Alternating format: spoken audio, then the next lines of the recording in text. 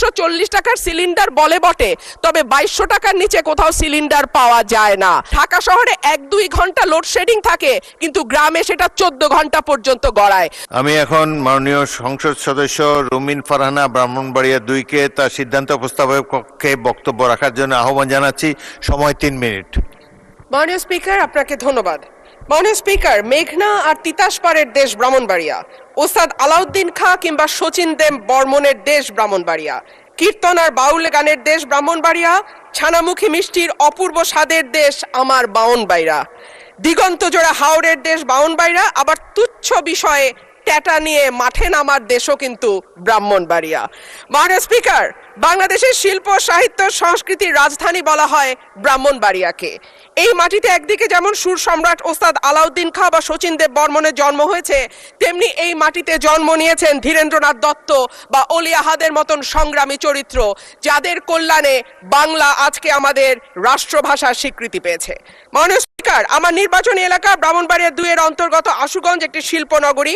এখানে সার কারখানা, বিদ্যুৎ কেন্দ্র, চাল কল, মিল, ফ্যাক্টরি আছে, বন্দর। ব্রাহ্মণবাড়িয়ার গ্যাস যায় সারা বাংলাদেশে, কিন্তু ব্রাহ্মণবাড়িয়ার মানুষ গ্যাস পায় না। মাননীয় স্পিকার, তিতাস গ্যাস ফিল্ড বাংলাদেশের অন্যতম প্রাচীন ও প্রধান প্রাকৃতিক গ্যাস কেন্দ্র। ৭২ ঘন্টা ময়েশ্চার লক সমৃদ্ধ লিলি বডি ওয়াশ শিয়া বাটারের গুডনেস স্কিন রিপেয়ার করে রাখে সফট ও গ্লোয়িং। ১৯৬২ সালে আবিষ্কৃত এই গ্যাস ক্ষেত্র থেকে বর্তমানে ২২টি কূপের মাধ্যমে দৈনিক প্রায় ৩২৫ মিলিয়ন ঘনফুট গ্যাস জাতীয় গ্রিডে সরবরাহ করা হচ্ছে। ১৯৯১ সালে সরাইল উপজেলার সদর ইউনিয়নে গ্যাসের সংযোগ দেয়া হয়। শুরুর দিকে গ্রাহক ছিল ১,০০০, বর্তমানে কাগজে কলমে ৫,০০০, কিন্তু অবৈধ সংযোগ যদি আমরা এর সঙ্গে যুক্ত করি তাহলে প্রায় ৮ থেকে ৯,০০০।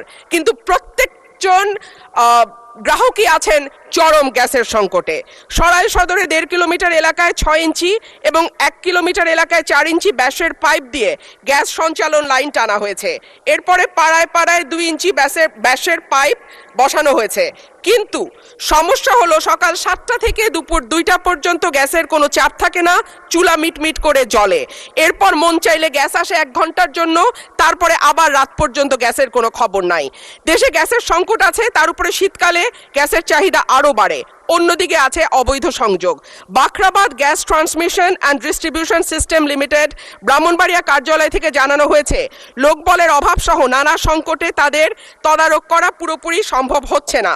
মাননীয় স্পিকার, ২০১৬ সালে বাসাবাড়িতে গ্যাসের সংযোগ দেওয়া বন্ধ হলেও এখনো কিন্তু অসাধু কর্মকর্তাদের সাহায্যে বেশ কিছু মানুষ বাড়িতে অবৈধ গ্যাসের সংযোগ নিয়ে রেখেছে। সরকার রাজস্ব বঞ্চিত হচ্ছে এবং যাদের বাড়িতে